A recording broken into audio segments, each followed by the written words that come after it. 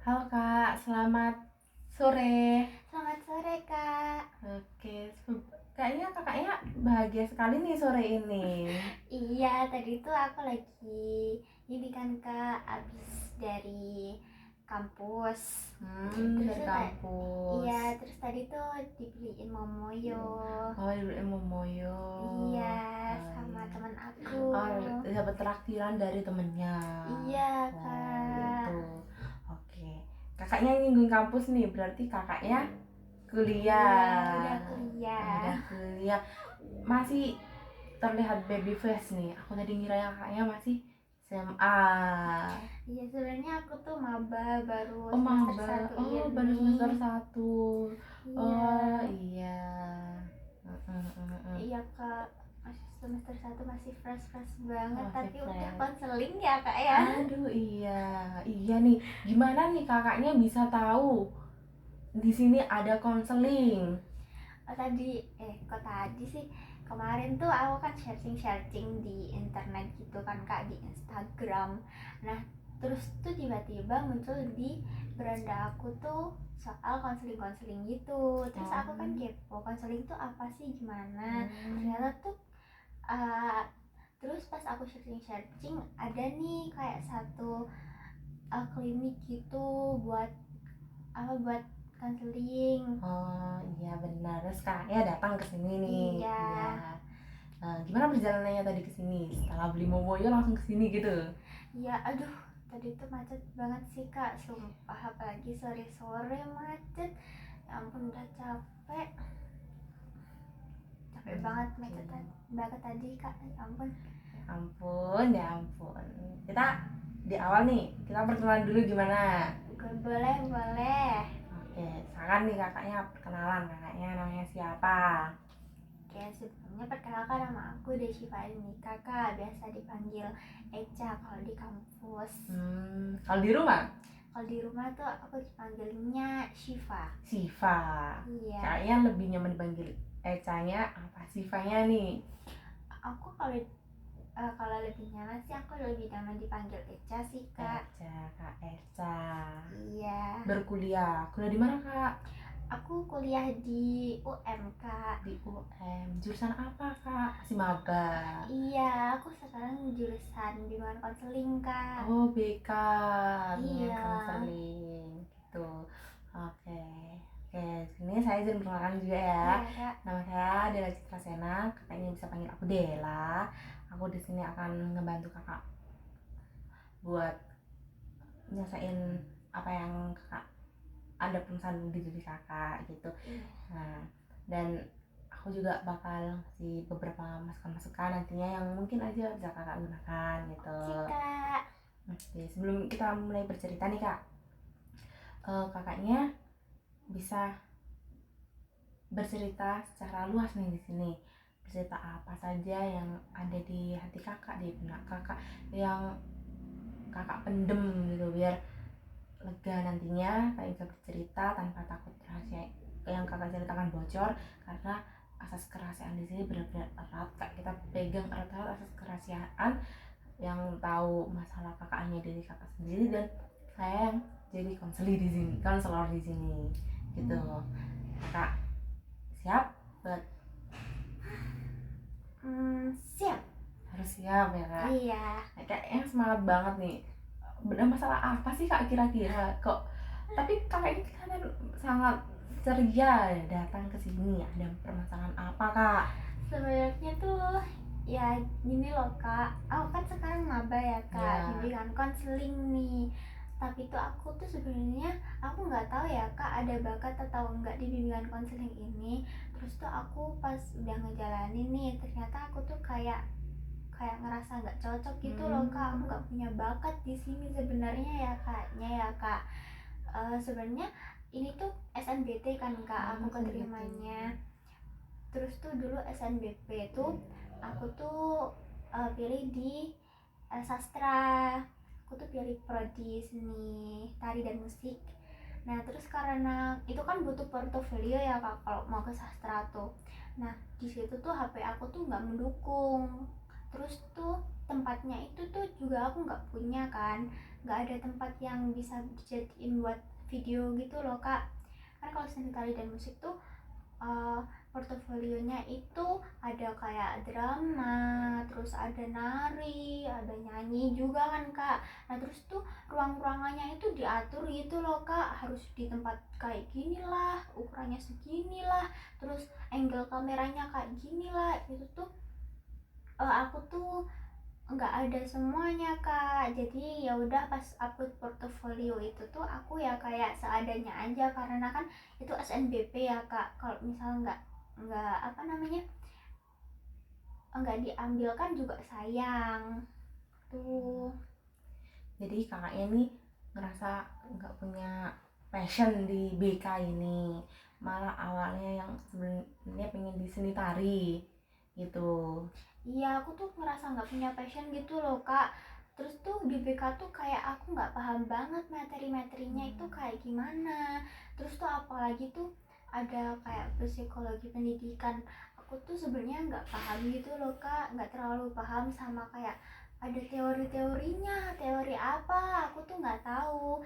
Kebetulan aku kan dari SMA-nya tuh aku ambil jurusan MIPA. Nah itu nggak ada kayak teori-teori, paling yang ngitung-ngitung gitu kan kak. Nah itu tuh aku tuh kayak kaget gitu loh kak, masuk ke BK tuh aku nggak ada passion juga tuh. Mau ngomong sama orang pun aku tuh rasanya tuh kayak takut gara-gara aku introvert gitu loh kak. Ya gitu sih kak. Jadi aku kayak ngerasa kalau aku tuh nggak punya bakat, nggak punya passion di sini gitu. Jadi karena kakaknya ngerasa nggak ada passion di BK, kakaknya jadi merasa introvert, takut berbicara ke orang gitu. Oke, jadi sebelumnya nih kalau boleh tahu nih kak, yang mendasari kakak buat ngambil BK di SNBT ini apa? Karena di awal kan sebelumnya kakak sempat nyinggung tadi di SNBP-nya kakak awalnya mau di seni tari, kenapa kok di SNBT-nya tiba-tiba lengser nih ke BK? Ya gini kak, sebelumnya aku tuh sebenarnya bingung nih kak. Aku tuh sebenarnya minatnya ke psikolog bukan ke BK. Gara-gara aku kan dari kecil tuh kayak ada kesehatan mentalku tuh kayak jelek gitu loh kak, gimana ya, kayak ya gitu deh kak, kesehatan mentalku tuh ya nggak kayak anak-anak pada umumnya. Nah dari situ aku tuh pengen jadi psikolog biar kesehatan mental aku tuh juga terjaga. Tapi aku tuh sebenarnya juga bingung, aku tuh sebenarnya juga nggak punya apa namanya, nggak punya bakat gitu loh kak di psikolog tuh. Tapi aku minatnya di situ. Tapi aku tuh dari kecil tuh punya bakat di seni tari doang, tapi nggak ada drama, nggak ada musik. Tapi sekarang aku di perkuliahan juga ambil ekskul musik sih kak. Terus tuh di SNBP kenapa aku milih milih seni tari dan musik itu tuh gara-gara aku punya bakatnya di situ. Nah gara-gara SNBP ini kan untung-untungan ya kak.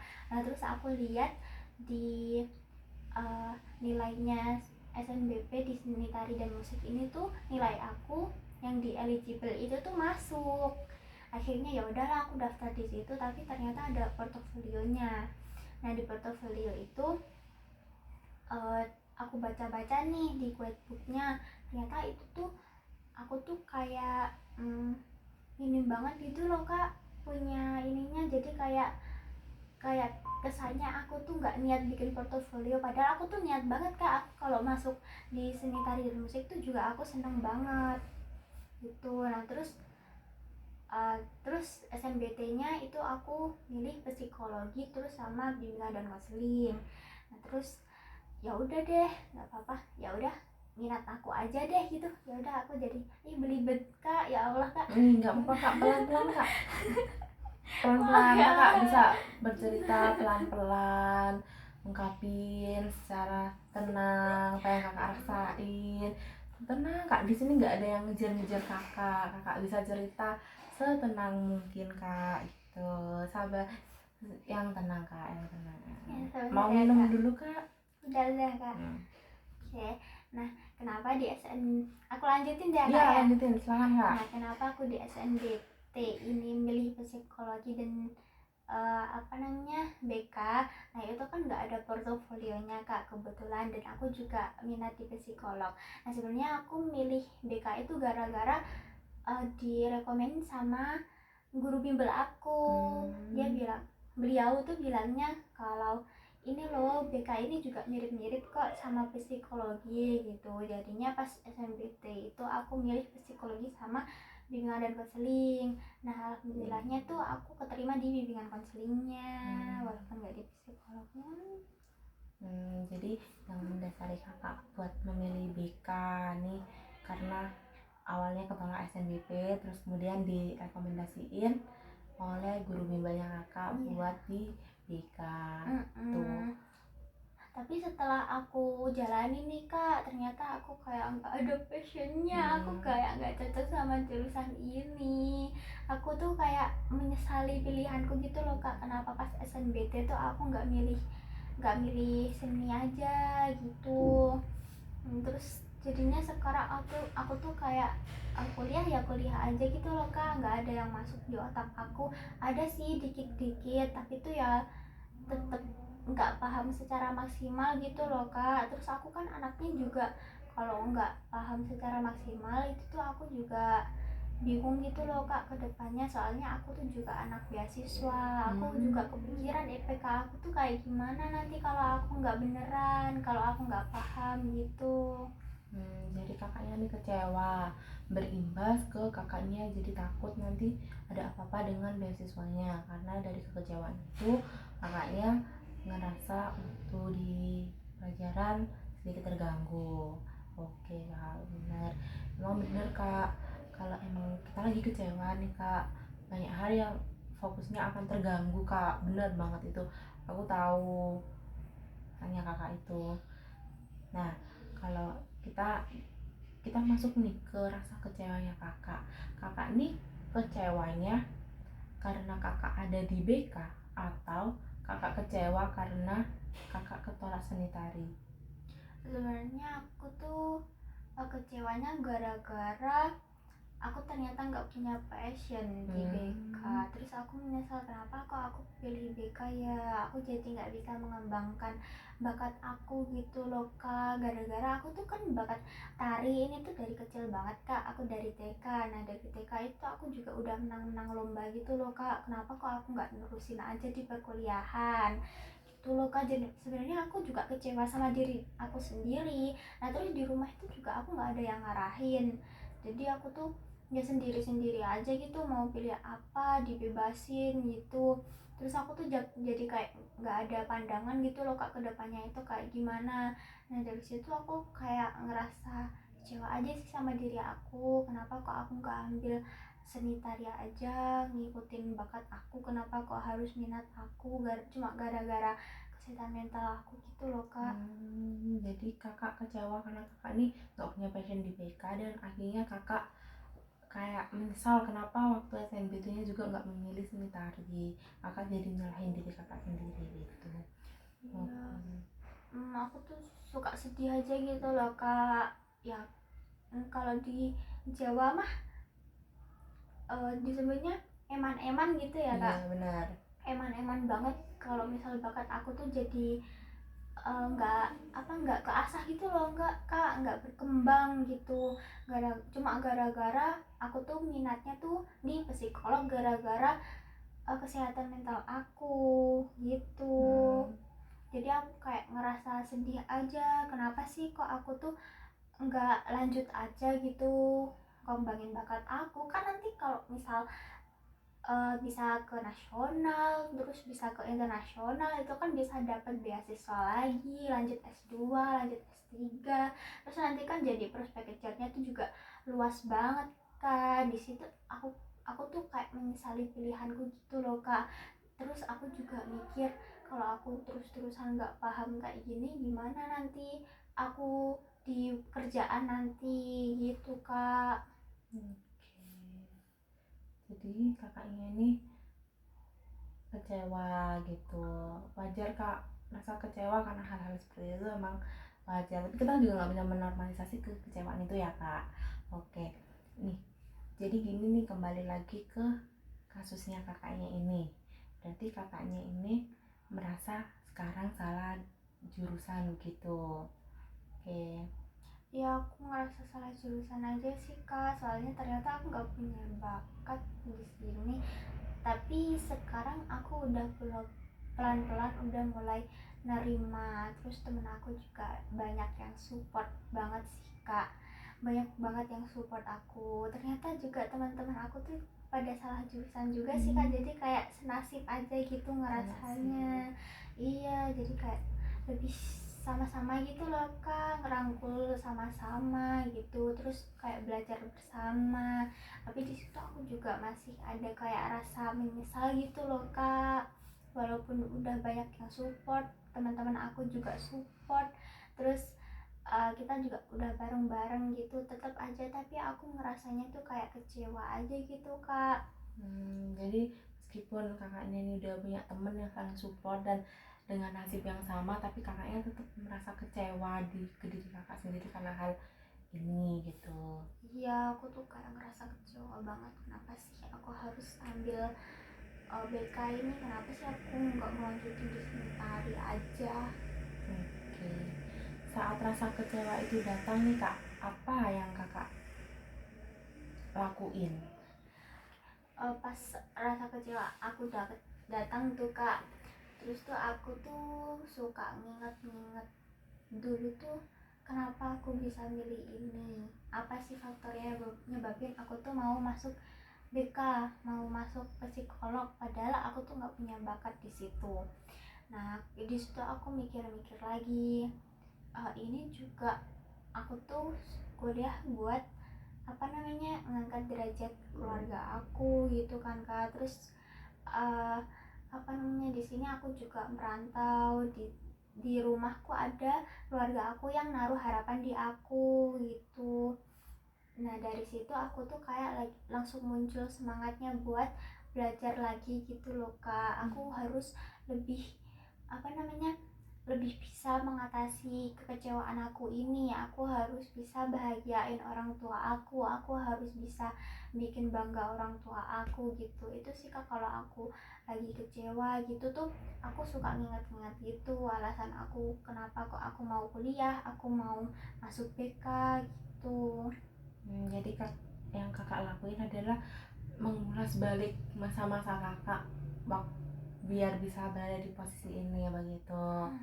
Iya kak, tapi aku juga lagi ini sih kak, aku masih pengen apa ngembangin bakat aku gitu loh kak. Walaupun aku udah mulai nerima nih di BK, tapi aku juga pengen ngembangin bakat aku biar bakat aku nih nggak sia-sia gitu loh kak, tetap tetap berkembang. Jadi aku kayak jadi punya apa ya, punya plan B lah kayak gitu. Kalau misal aku nggak sukses di ranah psikologi ini, ranah bimbingan konseling ini, aku masih punya plan B di seni tari gitu kak. Iya memang benar kak apa yang kakak bilang, manusia itu harus punya beberapa rencana untuk kehidupannya ke depannya. Oke, kita balik lagi nih kak ke masalah kakak yang merasa salah jurusan tadi. Kakak udah ngerasa kecewa, tapi kalau kakak kecewa, kakak lagi inget-inget balik nih gimana prosesnya kakak bisa sampai di BK ini. Dari rasa kecewa kakak nih, itu mempengaruhi lingkungan kakak enggak? Sebenarnya mempengaruhi banget sih kak, karena dari aku sendiri, kalau lingkungan mempengaruhinya itu kayak gimana ya, kayak aku jadi ngerasa nggak cocok gitu loh kak sama orang-orangnya, gara-gara aku nggak punya bakat di situ. Terus tuh aku jadi kayak ngerasa tertinggal sama teman-teman aku gitu loh kak. Soalnya teman-teman aku tuh cepet tanggap gitu loh kak, langsung paham gitu. Kalau aku tuh harus bilang, tanya ke temanku dulu, ini maksudnya kayak gimana sih materinya, bisa dijelasin lagi enggak. Nah dari situ aku tuh kayak udah dijelasin tapi aku masih belum terlalu paham gitu loh kak. Nah dari situ aku kayak ngerasa ketinggalan aja sih kak gitu. Ngerasa ketinggalannya tuh kayak aduh nanti gimana ya, mas kedepannya tuh kayak gini, masa aku harus kayak gini terus, masa aku ketinggalan terus. Itu buat aku sedih juga sih kak. Terus tuh kadang tuh ada teman aku tuh yang bilang kayak ada yang risih gitu loh kak, gara-gara aku tanyain, ih kenapa sih kamu tuh nggak paham-paham gitu. Aku tuh di situ ngerasa kayak ya ampun, aku segininya tuh jadi ngebebanin orang lain gitu loh. Aku jadi ngerasa bersalah juga kak ke teman aku, gara-gara aku tuh mereka jadi kayak merasa risih, ngerasa keganggu gitu. Oke, jadi seperti itu ya kak. Misal nih kak, kakak ada di posisi temannya kakak yang harus menghadapi orang dengan kasus yang seperti kakak ini, apa yang akan kakak lakukan? Kalau aku sih mau nyoba pahamin gitu ya kak. Memahami teman aku yang nggak paham ini, aku jelasin berulang-ulang. Tapi kalau misal berulang-ulang juga, aku kan juga punya apa namanya, aku punya kegiatan lain gitu loh kak, nggak harus apa jelasin ke dia mulu. Dia kan juga bisa belajar sendiri gitu kan kak. Di situ tuh temen aku pasti ngerasanya kayak risih gitu ya kak kalau keseringan gitu. Nah terus temen aku juga pasti ngerasa kayak terbebani gitu, gara-gara aku tuh sering tanya ke dia gitu. Di situ ya udah deh, aku sebenarnya ngerasa juga sih kak kalau aku tuh ngebebanin temen aku. Soalnya temen aku tuh kadang-kadang tuh temen aku sebenarnya punya kayak acara gitu ya kak, ada acara, tapi gara-gara aku minta diajarin itu tuh dia jadi terlambat ke acaranya. Di situ aku tuh kadang ngerasa bersalah aja sih kak. Di situ aku kayak ngerasa gimana ya, ngerasa ngebebanin temen aku gitu loh kak, ngerasa bersalah juga. Terus tapi temen aku tuh kayak nenangin aku tuh gini loh kak, nggak apa-apa, aku tuh ikhlas kok ngajarin kamu. Tapi kan diri diri aku sendiri kan juga masih merasa bersalah gitu loh kak. Gitu aja sih kak. Kalau menurut aku ya teman aku pasti mikirnya risih, tapi kadang juga ya udahlah nggak apa-apa, teman aku gitu berbagi ilmu kan baik juga gitu. Pasti teman aku juga mikir kayak gitu sih kak. Jadi kakak nih jika seandainya ada di posisi orang lain dan menghadapi seperti kakak, kakak akan nyoba ngajarin dia juga pelan-pelan gitu. Eh, dari hal yang kakak udah omongin nih, berarti apakah di masalah kakak ini kakak udah pernah dapet hal seperti itu? Apakah kakak pernah dengan temen kakak diajarin secara pelan-pelan gitu? Pernah sih kak. Ada sih satu teman aku tuh, dia tuh benar-benar sabar sama aku sih kak. Dia tuh ngajarin aku pelan-pelan, padahal aku tuh kayak nggak mudeng-mudeng gitu loh kak.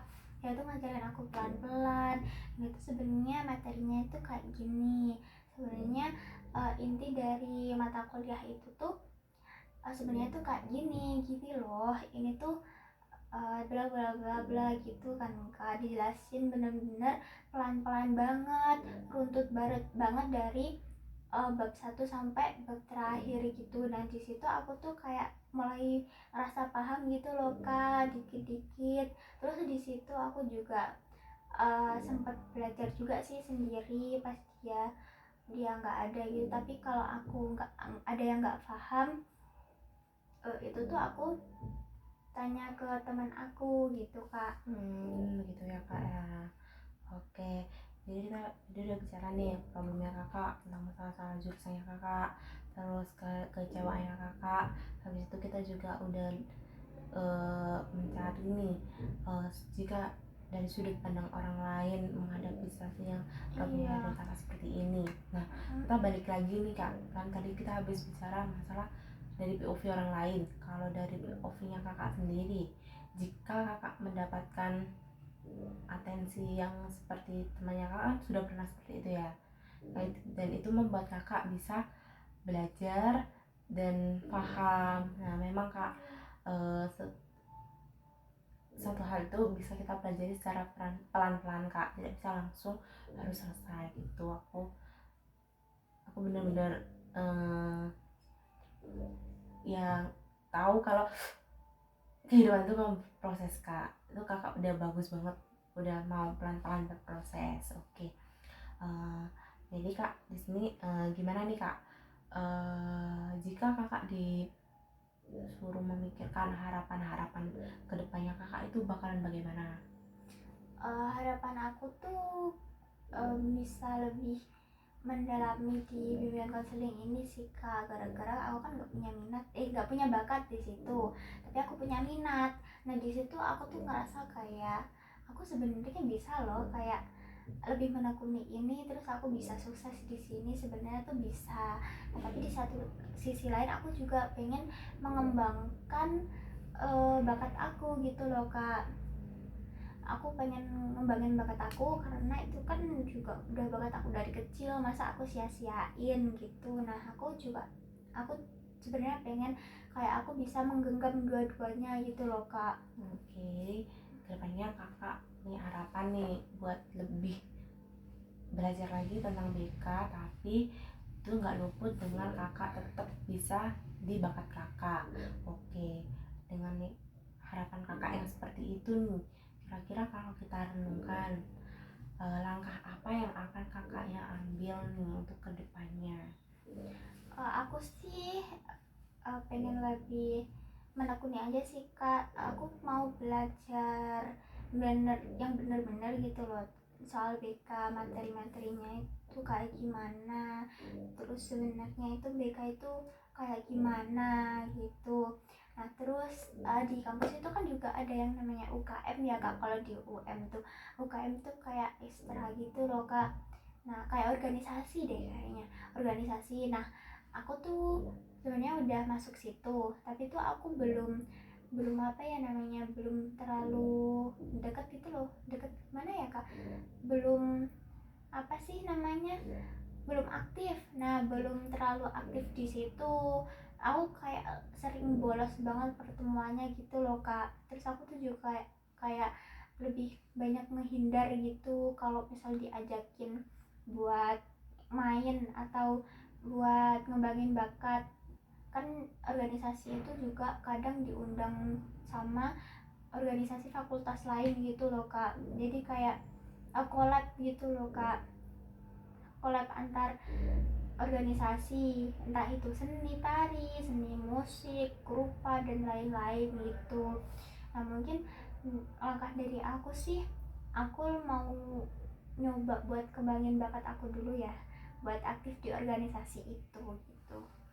Jadi Kakak punya langkah buat tetap belajar BK secara terus-terusan biar numbuhin potensinya Kakak di BK, dan juga mau ikut UKM agar bakat-bakat Kakak di tari ini tetap berkembang gitu. Iya. Oke, jika Kakak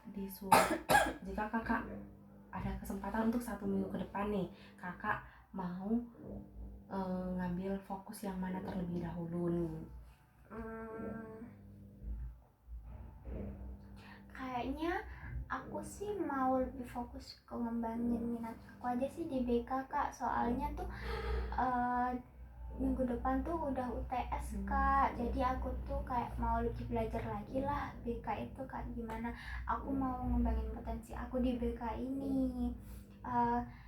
Kan nggak tahu ya potensi orang tuh kayak gimana. Mungkin aku tuh sebenarnya ada kayak kecondongan di BK, tapi aku tuh belum sadar. Jadi aku lebih mau menekuni aja sih Kak. Siapa tahu kan aku juga punya potensi, aku punya bakat di BK sebenarnya itu. Oke Kak, jadi Kakak jika disuruh memilih mau fokus kemana terlebih dahulu adalah ingin ngembangin potensi-potensi Kakak yang ada di BK. Gimana kalau 1 minggu ke depan Kakak lakuin kegiatan itu buat fokus aja nih ke ngembangin potensi Kakak yang di BK ini, apalagi bentar lagi UTS kan Kak? Iya UTS Kak. Ya siapa tahu dengan Kakak ngembangin potensi-potensi Kakak di BK ini, itu akan numbuhin semangat ke diri Kakak buat tetap ada di BK ini biar tidak merasa salah jurusan lagi. Gimana?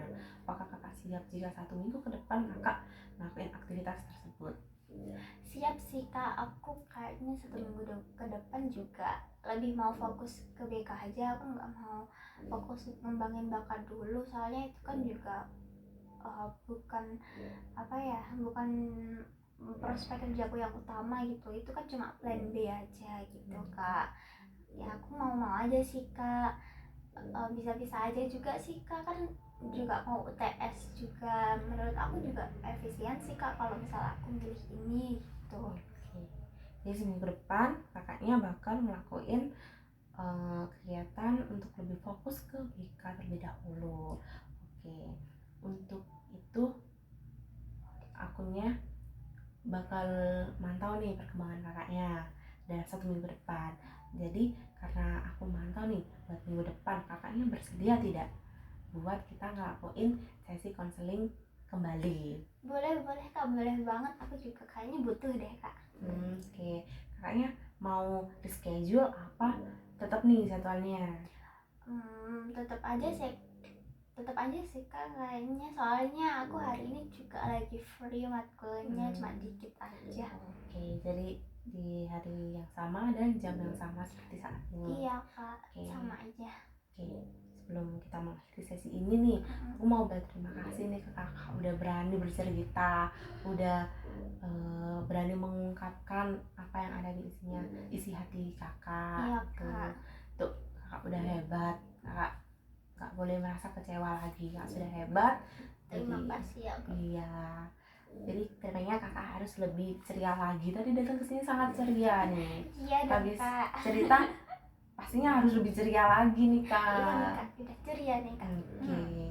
Ya aku terima kasih. Aku juga minta maaf nih kak kalau ada salah kata aku. Enggak kok kak, udah bagus banget tadi.